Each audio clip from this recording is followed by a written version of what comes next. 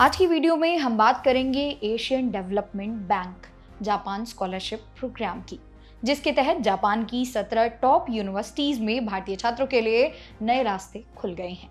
आखिर क्या है ये स्कॉलरशिप, कौन कौन इसके लिए एलिजिबल है और कैसे आप इसके लिए अप्लाई कर सकते हैं?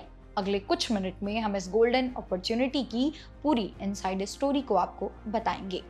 नमस्कार, मेरा नाम है मोनाली पांडे और आप देख रहे हैं जागरण जोश। चलिए सबसे पहले इस स्कॉलरशिप के बैकग्राउंड को थोड़ा समझ लेते हैं। इस बेहतरीन प्रोग्राम को अप्रैल 1988 में जापान सरकार की फंडिंग के साथ लॉन्च किया गया था। इसका मुख्य उद्देश्य एशियन डेवलपमेंट बैंक यानी एडीबी के विकासशील सदस्य देशों जैसे कि हमारा प्यारा भारत, यहाँ के होनहार छात्रों को आगे बढ़ने का मौका देना है। इसके तहत आप जापान की वर्ल्ड क्लास यूनिवर्सिटी से economics, management, science and technology और डेवलपमेंट जैसे बेहतरीन डिमांडिंग फील्ड में मास्टर स्तर की पढ़ाई कर सकते हैं। लेकिन हाँ, इस स्कॉलरशिप की एक बहुत ही खूबसूरत शर्त है। जैसे ही आपकी पढ़ाई खत्म होगी, आपको अपने देश वापस लौटकर यहाँ के आर्थिक और सामाजिक विकास में अपना योगदान देना होगा।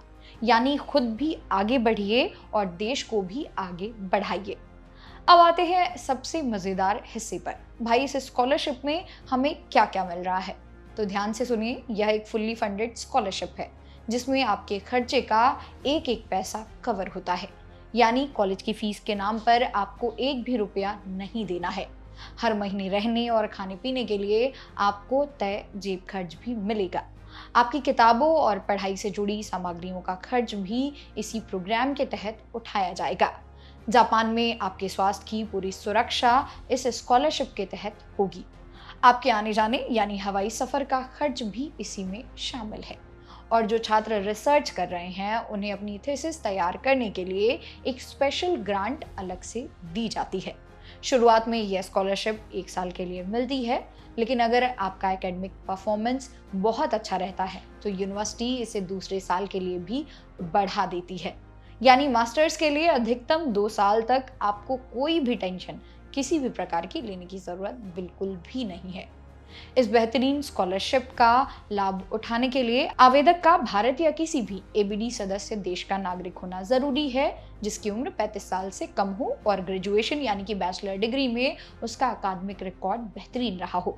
इसके साथ ही आवेदक के पास ग्रेजुएशन पूरी करने के बाद कम से कम 2 साल का फुल टाइम वर्क एक्सपीरियंस होना अनिवार्य है। अंग्रेजी भाषा लिखने और बोलने पर अच्छी पकड़ होनी चाहिए और उसने जापान की उन 17 चुनिंदा यूनिवर्सिटीज में से किसी एक में मास्टर कोर्स के लिए एडमिशन लिया हो या वहां अप्लाई कर चुका हो। इस स्कॉलरशिप को पाने के लिए सबसे पहले आपको इसकी आधिकारिक लिस्ट से अपनी पसंदीदा जापानी यूनिवर्सिटी जैसे टोक्यो या क्योटो यूनिवर्सिटी चुनकर उसके एडमिशन साइकिल के अनुसार मास्टर्स कोर्स के लिए अप्लाई करना होगा। एडमिशन फॉर्म भरते समय ही आपको एडीबी जेएसपी स्कॉलरशिप का विकल्प चुनना होगा, जिसके बाद यूनिवर्सिटी आपके प्रोफाइल और डॉक्यूमेंट्स की स्क्रीनिंग और रैंकिंग करके शॉर्टलिस्टेड छात्रों की सूची सीधे एडीबी को भेज देगा।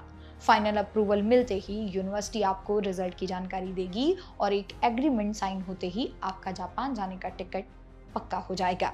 एक जरूरी टिप आपके लिए है। वैसे तो ज्यादातर यूनिवर्सिटीज में सितंबर इनटेक के एडमिशन पूरे हो चुके हैं, लेकिन नवंबर और उसके बाद के इनटेक के लिए एप्लीकेशंस अभी भी ओपन हैं।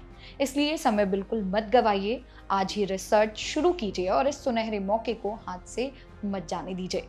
क्या पता आप भी जापान जाकर पढ़ना चाहते हो या इस स्कॉलरशिप से जुड़ा आपका कोई और सवाल है तो नीचे हमें कमेंट बॉक्स में ज़रूर पूछेगा। अगर ये वीडियो आपको अच्छी लगी हो तो वीडियो को लाइक और शेयर करें। मिलते हैं अगले वीडियो में।